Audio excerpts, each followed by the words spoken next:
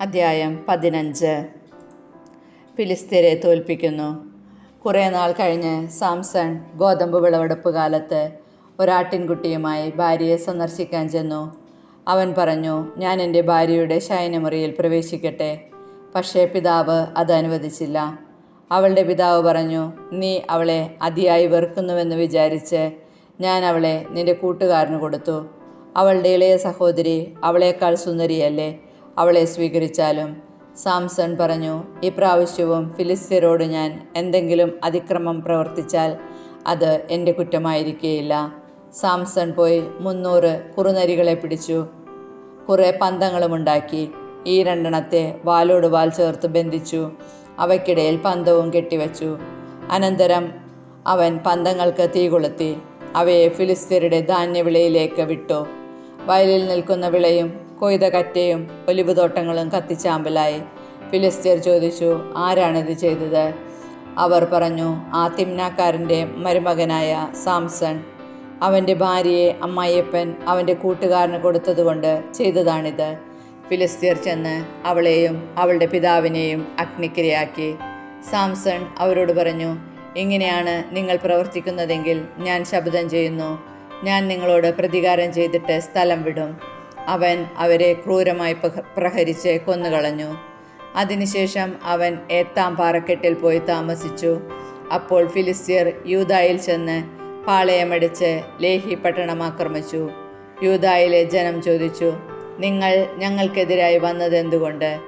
അവർ പറഞ്ഞു, സാംസൺ ഞങ്ങളോട് ചെയ്തതിന് പകരം വീട്ടാൻ അവനെ ബന്ധനസ്ഥനാക്കുന്നതിന് വേണ്ടിയാണ് ഞങ്ങൾ വന്നിരിക്കുന്നത്. അപ്പോൾ യൂദായിലെ 3000 ആളുകൾ ഏത്താം പാറയിടുക്കിൽ ചെന്ന് സാംസണോട് ചോദിച്ചു, ഫിലിസ്ത്യരാണ് ഞങ്ങളുടെ ഭരണാധികാരികൾ എന്ന് നിനക്കറിഞ്ഞുകൂടെ? പിന്നെ നീ ഇപ്പോൾ ഞങ്ങളോട് ചെയ്തതെന്ത്? അവൻ പറഞ്ഞു, അവർ എന്നോട് ചെയ്തതുപോലെ ഞാൻ അവരോടും ചെയ്തു. അവർ പ്രതിവചിച്ചു, നിന്നെ ബന്ധിച്ച് ഫിലിസ്ത്യരുടെ കയ്യിലേൽപ്പിക്കാൻ വന്നിരിക്കുകയാണ്.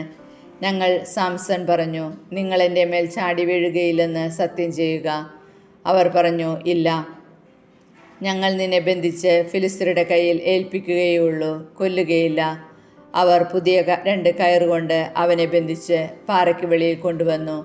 അവൻ ലേഹിയിലെത്തിയപ്പോൾ ഫിലിസ്ത്യർ ആർപ്പ് വിളികളോടെ അവനെ കാണാനെത്തി.